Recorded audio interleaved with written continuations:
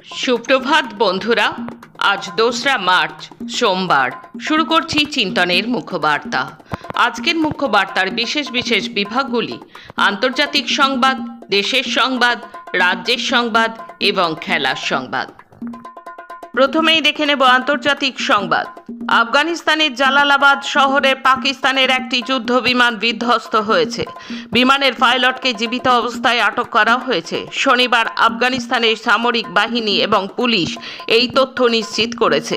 প্রত্যক্ষদর্শীরা বার্তা সংস্থা এএফপিকে জানিয়েছেন, বিমানটি বিধ্বস্ত হওয়ার ঠিক আগের মুহূর্তে পাইলট প্যারাশুট থেকে অবতরণ করেন। এরপরই তাকে আটক করা হয়। আফগানিস্তানের সঙ্গে চলমান যুদ্ধে এখনো পর্যন্ত দেশটির 331 জন যোদ্ধা নিহত হয়েছেন বলে দাবি করেছে পাকিস্তান। পাকিস্তানের তথ্যমন্ত্রী আতুল্লাহ তার এই তথ্য জানিয়েছেন। এই খবর দিচ্ছে আল জাজিরা। তিনি জানিয়েছেন, তাদের নিরাপত্তা বাহিনী আফগানিস্তানে বহু তালিবান যোদ্ধাকে হত্যা করেছে। তার দেওয়া সর্বশেষ তথ্যে বলা হয়েছে, এখনো পর্যন্ত 331 জন তালিবান যোদ্ধা নিহত এবং 500 জনের বেশি আহত হয়েছেন। আফগানিস্তানের সঙ্গে শুক্রবার শুরু হওয়া যুদ্ধের মধ্যে নিরাপত্তা আশঙ্কায় পাকিস্তানের 3 অঞ্চলে ড্রোন উড়ানোর ওপরে নিষেধাজ্ঞা আরোপ করা হয়েছে।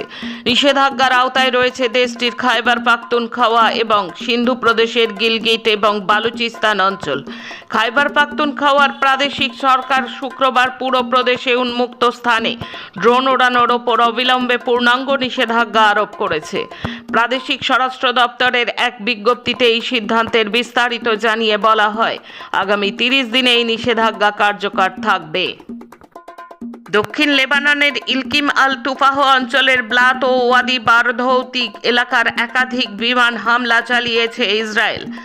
2024 সালে নভেম্বর মাসে ইসরায়েল ও লেবাননের সশস্ত্র গোষ্ঠী হিজবুল্লাহর মধ্যে হওয়া যুদ্ধবিরতির পর এটি প্রথম বড় ধরনের হামলা। ইসরায়েল সেনাবাহিনী দাবি করেছে, তারা দক্ষিণ লেবাননে হিজবুল্লাহর অবকাঠামো লক্ষ্য করে অভিযান চালাচ্ছে। তবে স্থানীয় গণমাধ্যম ও প্রত্যক্ষদর্শীরা বলছেন, চলমান প্রায় প্রতিদিনের হামলায় বেসামরিক এলাকা ও অবকাঠামো ক্ষতিগ্রস্ত হচ্ছে। এখনো পর্যন্ত কোনো হতাহতের খবর পাওয়া যায়নি। অধিকাংশ হামলায় বনাঞ্চল এবং পাহাড়ি খোলা জায়গায় হয়েছে বলে জানা গেছে। একই সঙ্গে ইসরায়েলি যুদ্ধ বিমান দক্ষিণ লেবাননের আকাশে টহল দিচ্ছে। হিজবুল্লাহ ঘনিষ্ঠ আল মানার টিভি জানিয়েছে, মার্কোবা শহরে ইসরায়েলি কোয়াডকপ্টার ড্রোন থেকে বিস্ফোরক নিক্ষেপ করা হচ্ছে। ইরানের রাষ্ট্রীয় টেলিভিশন নিশ্চিত করেছে, যুক্তরাষ্ট্র ও ইসরায়েলের হামলায় দেশটির সর্বোচ্চ নেতা আয়াতুল্লাহ আলী খোমেনি নিহত হয়েছেন।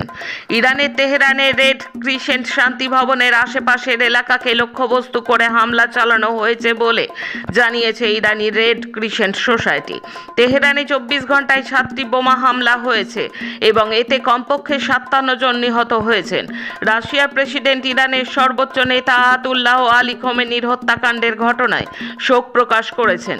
রাশিয়ার রাষ্ট্রীয় সংবাদ সংস্থা তাস এই তথ্য জানিয়েছে। তিনি খোমেনির মৃত্যুকে মানবিক নৈতিকতা এবং আন্তর্জাতিক আইনের সকল নিয়ম লঙ্ঘনকারী নিষ্ঠুর হত্যাকাণ্ড হিসেবে অভিহিত করেছেন। আসছি দেশের খবরে। আমেরিকা ইসরায়েলের যৌথ হামলায় মৃত্যু হয়েছে ইরানের সুপ্রিম লিডার আয়াতুল্লাহ খোমেনির। উৎফুল্ল ট্রাম্প, উচ্ছ্বসিত ইসরায়েল। কিন্তু এসবের মধ্যে আশঙ্কার মেঘ নয়াদিল্লিতে। ইরানের সুপ্রিম লিডারের মৃত্যুতে ভারতের বিদেশ নীতি রীতিমতন কঠিন চ্যালেঞ্জের মুখে পড়তে চলেছে। কৌশলগত এবং অর্থনীতি দুই দিক থেকেই খোমেনির মৃত্যু বড় ধাক্কা দিয়ে যেতে পারে নয়াদিল্লিকে। তাই দিল্লির সাউথ ব্লককে এবার পা ফেলতে হবে অনেক ভেবে চিনতে। ইসরায়েল ইরান সংঘাতে এখনো কম বেশি নিরপেক্ষ অবস্থান বজায় রেখেছে ভারত সরকার। শুধু শান্তির বার্তা ছাড়া মোদী সরকার কারো পক্ষ নিয়ে কোনো রকম বার্তা দেয়নি, কারণ ইসরায়েল ইরান দুই দেশই ভারতের বন্ধু। ফলে কারো পক্ষ নেয়নি নয়াদিল্লি। কিন্তু খোমেনির মৃত্যুর পর নয়াদিল্লি বেশ উদ্বেগে। আসলে ইরান ভারতের পুরনো বন্ধু। শুধু কূটনৈতিক সম্পর্কই নয়, ইরানের সঙ্গে ভারতের দীর্ঘ সাংস্কৃতিক যোগও রয়েছে। একের পর এক সার্বভৌম রাষ্ট্র দখলে নেমেছে আমেরিকা। ভেনেজুয়েলার পর হামলা করেছে ইরানে, হুমকির মুখে রেখেছে কিউবাকে। ভারতকে এই আক্রমণের সরাসরি নিন্দা করতে হবে।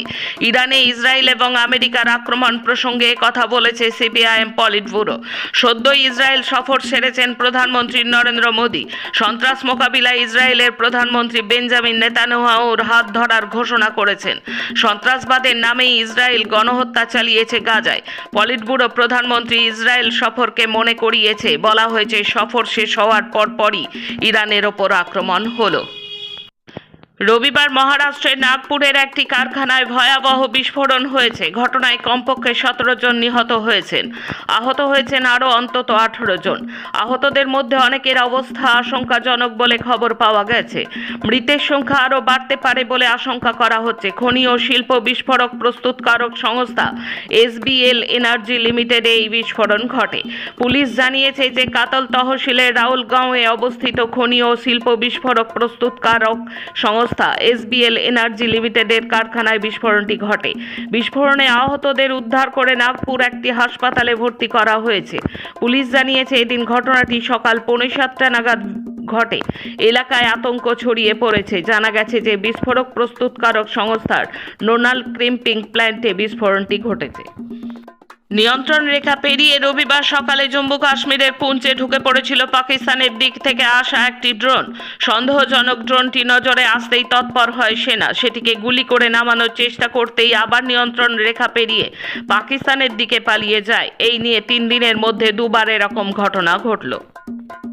বিমান দুর্ঘটনায় মৃত অজিত পাওয়ারের মৃত্যু রহস্যে নয়া মোড়। এয়ারক্রাফট অ্যাক্সিডেন্ট ইনভেস্টিগেশন ব্যুরোর প্রাথমিক রিপোর্ট বলছে, বারামতির যে বিমানবন্দরে পাওয়ারের বিমান নেমেছিল তাতেই বড়সড় গলদ ছিল। সেখানেই সম্ভবত নিরাপত্তা সংক্রান্ত সব নিয়ম মানা হয়নি।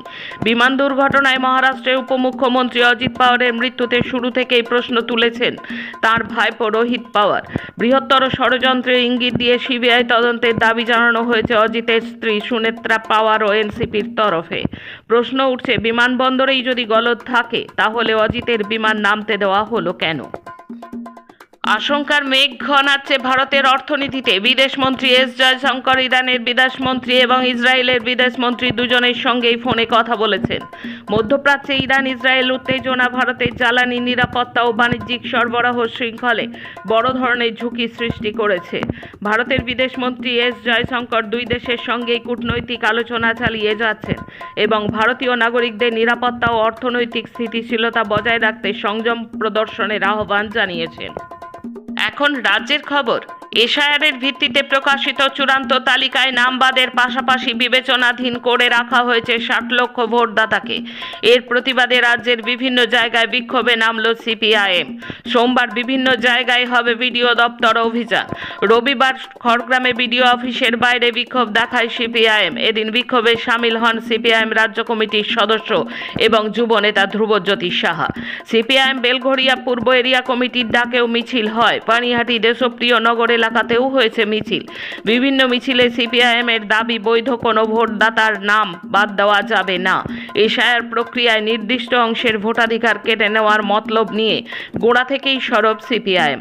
বৈষম্য রয়েছে আঞ্চলিক স্তরেও। মালদা, মুর্শিদাবাদ, 2 দিনাজপুর এবং 2 চব্বিশ পরগনায় বিপুল অংশের নাম বাদ গিয়েছে।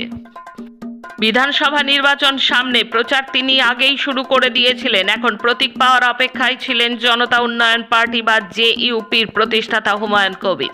কিন্তু তার আগে নির্বাচন কমিশনের নির্দেশে তার রাজনৈতিক দলের নামই বদলে যাবে। কমিশনের তরফে হুমায়ুন জানতে পেরেছেন JUP নামে একটি রাজনৈতিক দলকে ইতিমধ্যেই স্বীকৃতি দেওয়া হয়েছে। জনৈক রুহুল আমিন ওই নামটি কমিশনে জমা দেন। হুমায়ুন জানিয়েছেন, গত বৃহস্পতিবার রাজ্য নির্বাচন কমিশনের দপ্তরে তিনি প্রয়োজনীয় নথিপত্র জমা দিয়েছেন। এখন কমিশনের নির্দেশ মেনে নাম বদলে জনতা উন্নয়ন পার্টির আগে আম বসানোর কথা ভাবছেন তিনি। আম জনতা উন্নয়ন পার্টি। কাজ সেরে ঢালাই মেশিন ঠেলে নিয়ে যাওয়ার সময় মর্মান্তিক দুর্ঘটনা। ওই মেশিনের ওপরের অংশ হাই টেনশন তারের সংস্পর্শে এসে যায়। বিদ্যুৎপৃষ্ট হয়ে মৃত্যু হলো 5 শ্রমিকের। চাঞ্চল্যকর ঘটনাটি ঘটেছে কোচবিহারের দিনহাটায়। ধানের খড় বোঝাই গাড়িতে আগুন লাগার ঘটনায় চাঞ্চল্য ছড়ালো 19 নম্বর জাতীয় সড়কে। রবিবার দুপুর 2টো নাগাদ রানীগঞ্জ থেকে আসানসোল অভিমুখে যাচ্ছিল একটি খড় বোঝাই 407 গাড়ি। হঠাৎই সেই গাড়িতে আগুন লেগে মুহূর্তে সেই আগুন ছড়িয়ে পড়ে গাড়ির চারপাশে।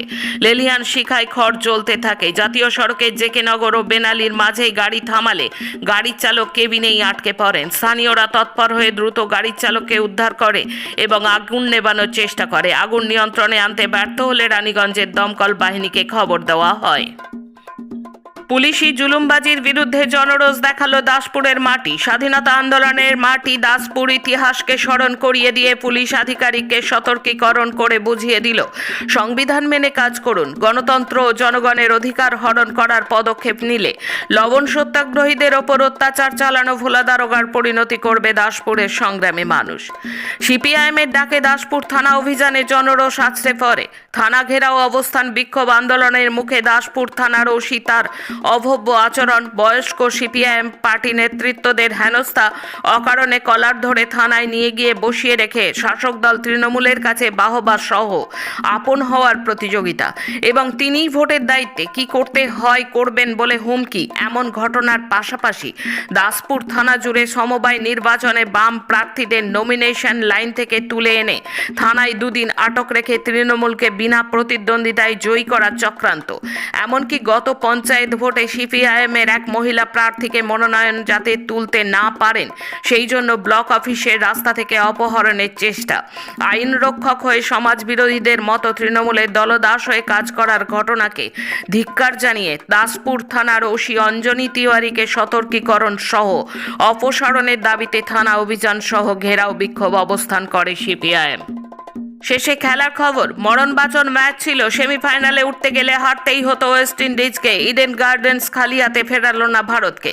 ওয়েস্ট ইন্ডিজকে 5 উইকেটে হারালো সূর্যকুমার যাদবের দল।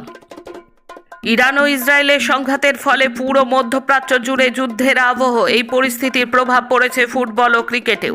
রবিবার একটি বিবৃতি জারি করেছে এশিয়ান ফুটবল সংস্থা। সেখানে লেখা, সোম মঙ্গল আবুধাবিতে এএফসি চ্যাম্পিয়নশিপ লিগের এলিট গ্রুপের শেষ 16 ম্যাচ ছিল, কিন্তু বর্তমান পরিস্থিতিতে তা হওয়া সম্ভব নয়। আজকের মুখ্য বার্তা এই পর্যন্ত। নমস্কার।